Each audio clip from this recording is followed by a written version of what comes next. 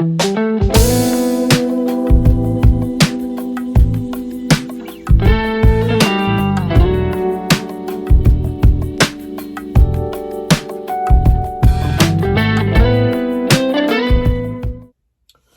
everybody, and welcome to another episode of Rob's World of Boxing. Let's get it.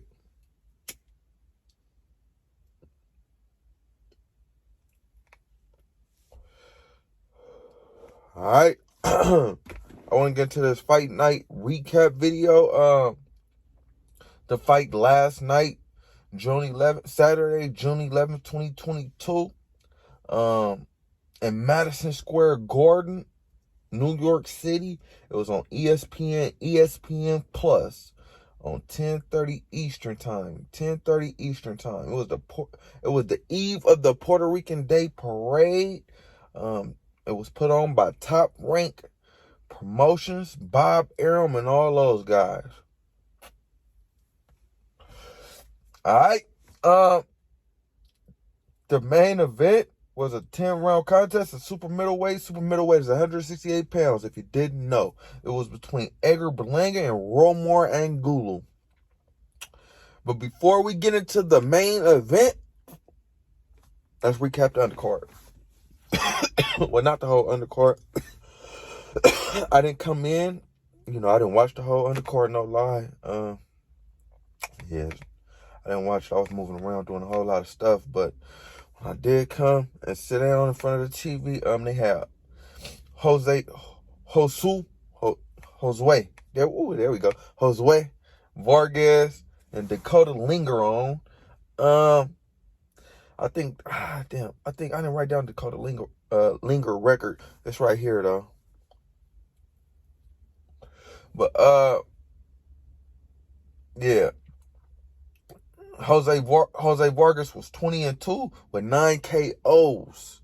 And yeah, man, he was trying to redeem himself and get his career back on the right track. But it did not happen that way. Let's jump into the fight. Yeah, man, Vargas was sleepy early on in the fight, man.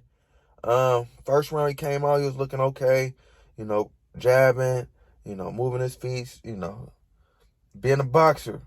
But the second round, and he's a pretty cool boxer, man. But the second round, his problem came in. I was like, in the first round, I was like, oh, he's good, man. I like Vargas, I don't see. But then his problem, that chin. That boy got hit on that chin, his legs was over. Yeah, man. That boy, no, you can't work on your chin. You can't work on your chin, man. He was, like I said, he was winning the fight, and with that one round, and he just got caught on the chin, and it was all she wrote. His legs was gone. He was getting beat up in the corner. The ref could have been stopped it. The ref was trying to give him some time because he knew, it's a Puerto Rican Day, parade tomorrow, and he's a Puerto Rican, and they were trying to put on for Puerto Rico, and he trying to give you time. You finna get him fired. They like, why he didn't stop it? Doctors, commissioner, everybody got to get on the apron of this shit, man. Woo. Yeah, it might be it for Josue Vargas, man. And if it ain't it, man, now he's a glorified, gatekeeper for those upcoming young stars, in my opinion, man. If you got an upcoming young star, throw him in there, Jesus Vargas, and see how he do, man. Because that's where he's at in his career, in my opinion, at this point. But yeah, very disappointing for Jesus Vargas. All right, but let's get to the next undercard fight. Undercard fight. It was 8-round contest, 130 pounds. 130 pounds is junior lightweight, if you didn't know. I don't know if I said about the Jesus Vargas fight. I don't know why I keep saying the dude's name wrong. It was an 8-round contest of junior welterweight. Junior welterweight is 140 pounds. All right, let's jump back into the Henry Lebron fight. Henry Lebron was 15-0 with 10 KOs. Luis Lebron was 18-3 with 1 draw. No relation, just same last name, LeBron. It's crazy. It's like LeBron against LeBron. What's LeBron gonna win? 23 or 6. No, we cut it out. But yeah, man, it was an easy fight for Henry LeBron in my opinion, man. He dominated the whole fight. Luis LeBron just had one speed and one dimension, and that was comfort, like Jason, real stalkerish, you know. And he wouldn't change. He just kept coming forward, and later in the fight, probably 7th, 8th round, I seen it maybe kind of having an effect on Henry LeBron, wearing him down, but it was too late, man. He already won down there every round, in my opinion, you know. So it was an easy fight for Henry LeBron, man. Figuring out Luis LeBron and cruising to the win. The unanimous decision win. One judge having a 78-74, another judge having a 79-73, and the last judge having 80-72 for your winner, Henry LeBron. Yeah, man, Henry LeBron, he's okay. He's not bad. You know, it's not 130 is not the deepest division, so he could do some work at 130 pounds. You know, I see. Shakur Stevenson, he's probably gonna be going up to 135 pretty soon. So 130 is gonna be wide open, man. So yeah, man. Let's see what you can do, Henry LeBron. But yeah. All right, let's get into the main event. Like I stated, it was a 10-round contest at super middleweight. Super middleweight is 168 pounds, if you didn't know. It was between Edgar Berlanga and Romero Angulo. Edgar Berlanga was 19-0 with 16 KOs. Romero Angulo was 27-2 with 23 KOs. All right. Early on, Berlanga was doing a really good job of using the jab and keeping his defense tight. Which, you know, was a problem for Berlanga in his last two fights, his defense. So that was a big, you know, plus, him keeping his defense tight. And it was also a problem, him not using his jab. So that was a big plus. I seen him, you know, not just so anxious in there to get a knockout, because you're not going to knock out everybody. So that was a big plus. I seen, you know, him, he had a trainer change. He changed his trainers from Andre Rozier to I forget his name, but it was it's a trainer from Puerto Rico.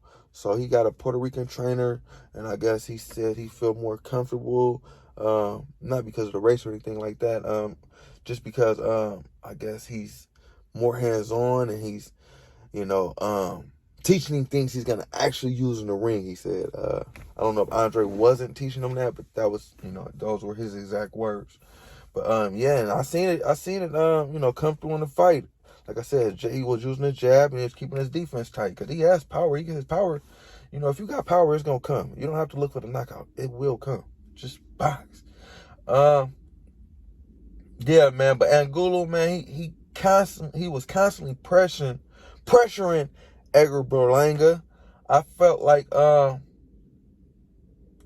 in the 4th, 5th roundish, Berlanga, you know, I felt like, man, the pressure might get to Berlanga, because he's, you know, he keep moving. I've never really seen Berlanga move like that. I didn't know he had it in him, but he kept moving. His mouth was open, and he was, you know, gasping for air. I'm thinking he tired. But yeah, man, Berlanga, he kept doing a good job of using the jab and boxing. Well, surprisingly, you know, pleasant. I was pleasantly surprised, actually. But it was surprising. This was the best I've actually ever seen Edgar Berlanga, no lie. I know he had 16 first-round knockouts. That's all fine and dandy, but you're not going to knock out everybody, man. And he had some holes in this game. And I see him working on those holes. Yeah, man, the new trainer change is paying off. His trainer was in the corner. I could see I could see Edgar, he was getting anxious around the 7th, 8th round, because the crowd was growing impatient. It's Puerto Rican Day Parade tomorrow. The whole crowd was on their feet, waiting on a knockout, cheering on a knockout. I feel like I'm not sure. I think it was like the 9th round or something. I'm not sure. But Edgar tried to, I guess he got tired of hearing him and being impatient. So he tried to, go back and forth with Ngulu and trade with him. And he got caught with something nasty. And he must have went back to the corner. And his trainer must have chewed his ass out. Telling him, like, man, basically, fuck what the crowd's saying. Just box. Continue boxing. You've been doing that all night. Winning easily. Let's get the win. Let's get the win. Freak the crowd. But, yeah, and he did. He did exactly what his trainer said, man. Yeah, man. Sometimes you gotta save your fighter from your fighter. I know you want to entertain the fans and Fat Joe and all these guys, but man, you gotta get the win. Because if you lose, they ain't coming out for you. Just know that. But yeah, nonetheless, Edgar Berlanga scored a unanimous decision win versus Ramiro Ngulu. One judge having a 98-92, and the last two judges having a 99-91 for your winner, Edgar Berlanga. And keeping up his winning ways, man. I feel like now it might be time for Edgar Berlanga to get in there with the top 168 pounders in the world. I.e. David Benavidez. I hear Andres moving up to 168. Charlo's moving, those guys. Jaime Munguia, those guys. But nonetheless, good showing for Edgar Berlanga. All right. Hold on.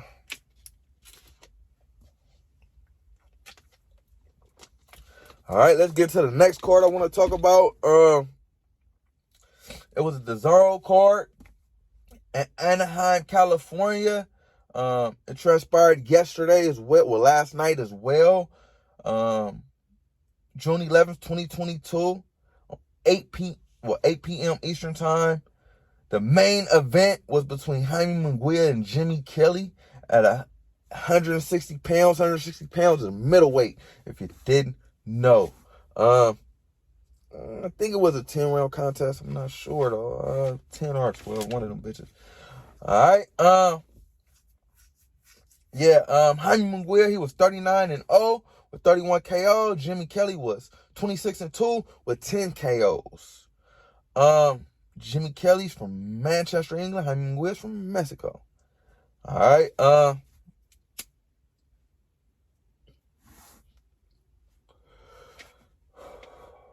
My initial reaction when I seen Jimmy Kelly, because Jim Kelly is a Buffalo Bills Hall of Fame quarterback. But Jimmy Kelly, I was like, who the fuck is Jimmy Kelly?